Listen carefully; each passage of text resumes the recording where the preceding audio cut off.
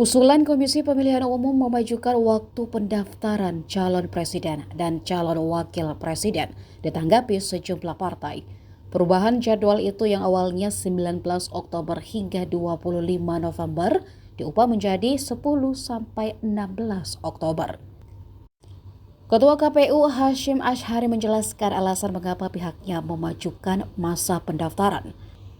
Rencana pengajuan itu termaktub dalam rancangan peraturan KPU merujuk pada Undang-Undang Nomor 7 Tahun 2023. Undang-undang tersebut mengatur masa kampanye Pilpres dan Pileg dimulai 3 hari setelah penetapan calon. Kampanye tersebut dilakukan selama 75 hari setelah penetapan daftar calon tetap. Namun dalam Undang-Undang Nomor 7 Tahun 2023 terdapat start yang berbeda. Untuk kampanye legislatif akan dilakukan 25 hari setelah penetapan calon. Sedangkan untuk kampanye presiden dilakukan 15 hari setelah penetapan. Oleh karenanya, menurut Hashim, jika tidak ada perubahan jadwal pendaftaran, nantinya pemungutan suara untuk Pilpres dan Pileg akan berbeda. Selain itu, masa kampanye 75 hari juga akan berkurang. Sebab jeda waktu dimulainya kampanye yang sebelumnya 3 hari menjadi 15 hari.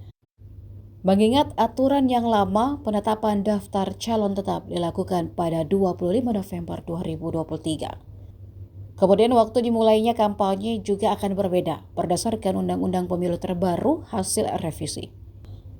Sampai saat ini baru pasangan bakal calon presiden dan wakil presiden Anies Baswedan dan Muhaimin Iskandar yang mendeklarasikan diri.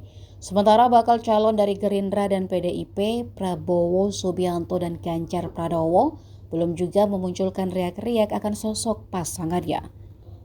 Menanggapi usulan itu, Sekjen PDIP Hasto Kristianto menyambut baik. PDIP tetap akan mengikuti penetapan yang ditetapkan KPU.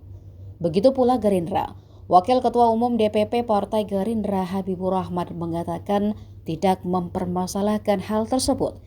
Namun menurutnya KPU tetap harus menjelaskan rasiologisnya dan apa alasannya.